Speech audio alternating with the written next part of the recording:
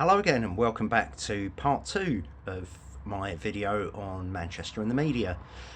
In the last video I ran through a number of the issues that we've got. The fact that the extremism problem has its roots in an extreme interpretation of Islam, and that Muslims on the whole are not the problem. They're peaceful, they're normal members of society. But this video will actually look at why we have this problem and why our politicians really need to get to grips with it. UKIP have had a lot of bad publicity, undeserved bad publicity, because we've been brave enough to challenge the issues and put forward an agenda to deal with it.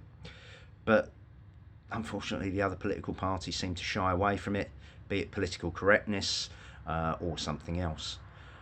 If we look at their behaviour over the last couple of days, Andy Burnham's been out making platitudes, but this is the same Andy Burnham who turned around last year and said that hate crime against Muslims that shouldn't go to the police. It should be reported to the mosque and dealt with in a different way.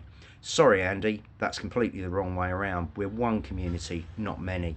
Everybody united together, one law, one community. What you've done there is misguided at best and absolutely wrong at worst. And also, can you please explain to me why you are dealing with people such as MEND?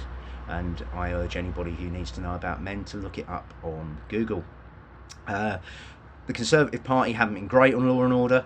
I've already explained that they've cut back on they've demoralised the police force, cut the border force, made a mess of our prisons.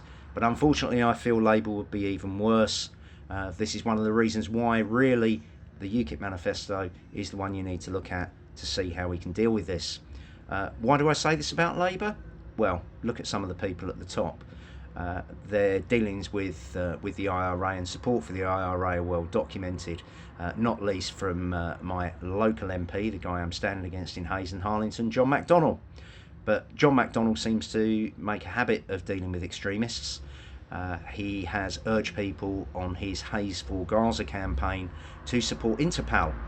Interpal are a fundraising front for Hamas. They are prescribed in a number of countries, and both him and Jeremy Corbyn signed an early day motion in Parliament to get the Americans to take them off the prescribed list. That's quite worrying, and the reason it's worrying is an undercover BBC Panorama team in 2008 took a hidden camera into a school that they were funding in the Middle East, and in there they found that they were teaching 5-year-olds that suicide bombing is noble and that Jews are basically to be killed. That's not really great for community cohesion. Nice one, John. And also he signed the socialist demands for a Labour victory document, which was written by the guy, funnily enough, who's now in charge of the Labour Party manifesto, and on it said scrap MI5, cut defence spending and disarm the police. Well, when we're facing an Islamist problem, the last thing that you want to do is take away the security services who have saved us from a number of these terrorist outrages. You should be bolstering MI5, John, not scrapping it. And then we come to Sadiq Khan. Sadiq Khan, the London mayor, has turned around and said that we live in a big city, then we have to get used to terrorism. Well, maybe, Mr. Mayor, we wouldn't have to get used to terrorism if you were doing your job properly. And with this, I'm talking about a question that was asked of you in the Greater London Assembly by David Curtin and Peter Whittle, our Assembly members. Every year, I counter-demo peacefully the Al-Quds Parade in London. This is sponsored by the Iranian government, organised by the IHRC, and features people going through the streets of London, waving Hezbollah battle flags and screaming for death to the West. Now, Hezbollah are a prescribed terrorist organisation. When this was brought up with Sadiq Khan, he refused to ban them off the streets, despite the fact that showing a flag is support for a terrorist organisation is a breach of the anti-terrorism laws. He said that the political wing of Hezbollah aren't the same as the military wing of Hezbollah. Well, bit of news for you there, Sadiq. Half the people who sit on the political wing of Hezbollah are also involved in the military wing. And the flags that they wave, well, funnily enough, guess what? I've got one here. There you go. This actually came from the Al-Quds Day Parade a couple of years ago. Now, I don't know whether you can see that properly, but on there you've got a upraised fist holding an AK-47.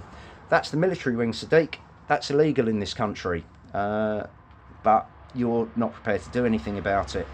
And unfortunately, the police act on the instructions of the Gold Commander, who reports to the Metropolitan Police Commissioner, who reports to you. So you're not doing anything about it. Even worse, in 2012 on the Al-Quds Parade, it was one of the main speakers addressing it in front of a banner of Malcolm X, and surrounded by those Hezbollah battle flags and people in kaffirs, was an MP by the name of Jeremy Corbyn, who is now the Labour leader. So yeah, you're not really the answer to this problem, are you guys? You know, as I've said before, we need to get in, we need to defeat the ideology, we need to debunk this at the lowest level, get in, stop people being radicalised. And unfortunately, the Labour Party are rubbing shoulders with these people. It's one of the reasons why I'm standing, because I believe that we need to live in a safe, secure community, and we certainly won't get that with the Labour Party. So, my answer to the terrorist problem, two-pronged. We show zero tolerance to people who are committing terrorist atrocities or look like they're committing terrorist atrocities, but more importantly, you cut off the supply of the recruits at the ground level by getting in, winning the hearts and minds, and also engaging with the majority of decent Muslims who are most at risk or rather whose children are most at risk from this extreme ideology. Train them to see the signs, and then get in on those kids and let them know that there's a better way. We all need to be one community. We all need to work together, irrespective of race, religion, gender or sexuality. And once we can do that, once we can work together, once we realise that we're all different, but we're one community, working as a British community to British values, then we can defeat this. Let's all work together. Let's deal with the extremists.